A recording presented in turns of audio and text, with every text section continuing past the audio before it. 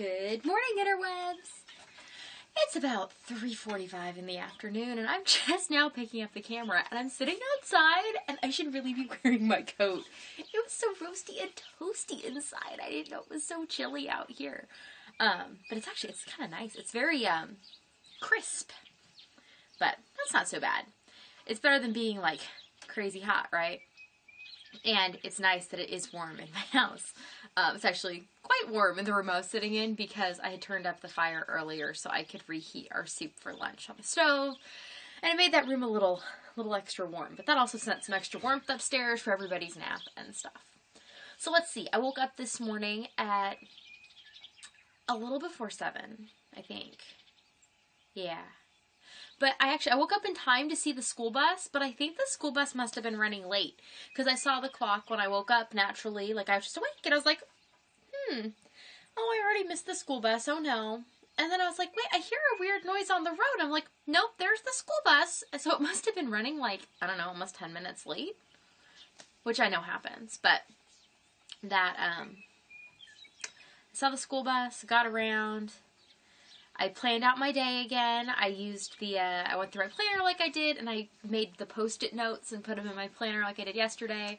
The funny thing is, we had breakfast where I made the most delicious pumpkin muffins. And this isn't like, we call everything pumpkin, but it's really pumpkin spice, meaning it has nutmeg and cinnamon in it, and like allspice. No, I put actual pumpkin in the muffins. Not muffins. Biscuits, pumpkin biscuits with white chocolate chips. They were really good. I think they're going to become a staple of our fall and winter diet. Ooh, I can smell the smoke from the stove coming out of the chimney. You can't smell that in the house, which is good. Anyways, I'm very, like, all over the place. Yeah, so we had our biscuits, and then I read Hoot. I read 2 more chapters of that, where we just finished chapter 12 today. That book is good. The story starts out very, like, disjointed, and it's about different people, and supposedly, the whole time we're like, okay, well, obviously, if this book is telling you in one chapter about all these different people, they're gonna converge. So you're just like, when's it gonna happen? Is it gonna happen now? Is it gonna happen now? Ooh, maybe it's gonna happen this way. It's gonna happen that way? And it keeps being different ways.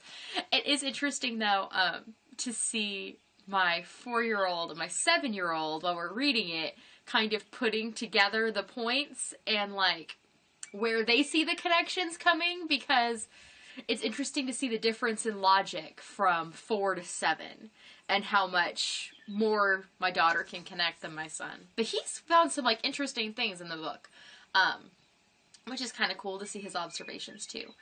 So I'm excited as we're reading that book. I don't know if it's a book I ever would have picked up and just read anyways. I found it on the library book sale originally, and then turns out that there is an Arrow, which is part of our Brave Writer Language Arts curriculum. There is a program for that, so we were doing that in addition to just reading it. So that's been good. And there is a movie out on Netflix, which I would like to see when this is over, and I will let you know how well it all matches the book. But the book is so good that I would say if you are not going to read the book, I would watch the movie at least. It's an interesting story. So that is kind of that. So then Steve and the kids came outside because there was a few things left in the garden. There were the sweet potatoes that had to come up, and Steve picked the mint and the raspberries. And so all that's left out there is the beets now. And they're fine to stay there for a little bit. But we did have a frost last night. When I got up this morning, there was frost all over the ground. And I think we just barely hit freezing, but not for very long. And at least that was where Steve was working because, he wasn't here to know exactly what we got. And our temperatures are slightly variable. But it was definitely in the low 30s last night. And it was colder. But the house stayed warm, and the stove is working good, and that's nice. We'll see how long we go with, or if we even need to turn on our heat at all this year. It all depends on the kind of winter we have. But we're in good shape right now, and I clearly have a lot of canning and putting up I need to do. I took a nap today. I just didn't feel good this morning. Like, I got really tired all of a sudden after we read Hoot, and I didn't feel good. And I was like, I need to lay down for a few minutes. And a few minutes turned into over an hour. But every time I kind of, like, stirred, I just felt even worse than I did when I went to sleep. And then I went back to sleep. And so I got up about 1 and made heated up lunch and everything, and I've been feeling a lot better since I got up, so that's good. I don't really know why, but whatever, if I can just keep the ball rolling, that's good.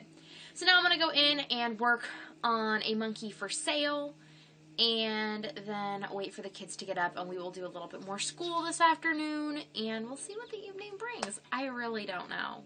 So I'm apparently having a let's balance my camera on things and hope it stays there kind of day. So you are balanced.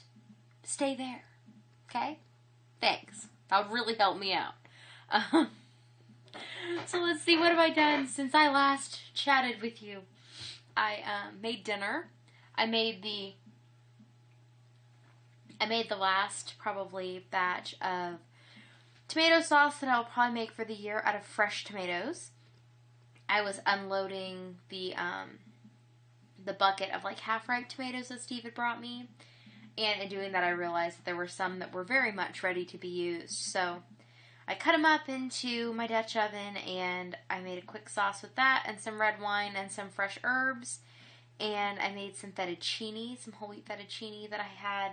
And we had the last probably fresh green beans. And by probably, I mean they will be the last like fresh green beans direct out of the garden.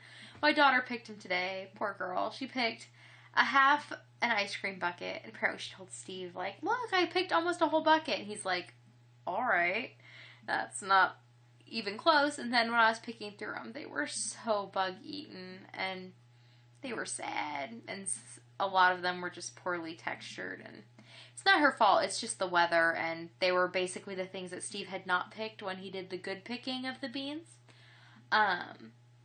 But we did have, I managed to clean out enough of them that we had a meal's worth. So everybody got some, and that made everybody happy. And then it made the kids even happier because tonight we were reading, our new book is called, The Pumpkin Queen and Me, I believe. Something like that. It's about a pumpkin queen. And, like, not a queen who's a pumpkin, but a girl who is obsessed with growing pumpkins. And they have a giant pumpkin growing contest where she lives. And I'm guessing at some point there's going to be a pumpkin queen contest. I don't know. We haven't gotten that far.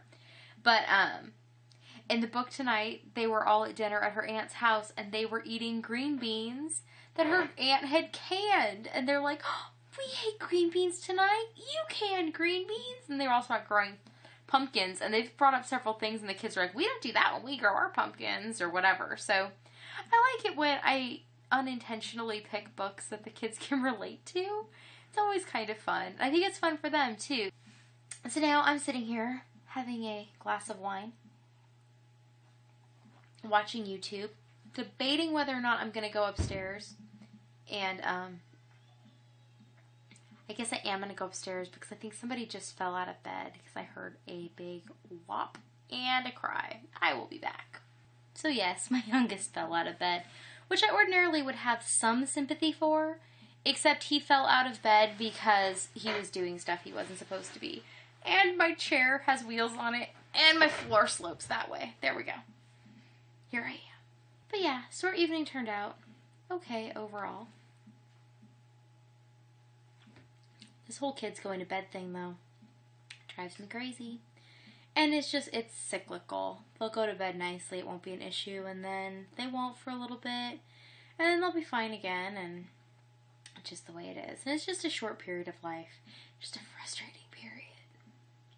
But I do recognize that it will be relatively short in the grand scheme of things. It just, right now, is annoying. That's it. If there's more, I'll just tell you tomorrow. It's not like I don't talk to you regularly, right? I see you every day. I think today's, 74 days of seeing you in a row? Which is more than I usually stick with things, right? So, guess I will see you for day 75 tomorrow. So, nighty-night. Bye.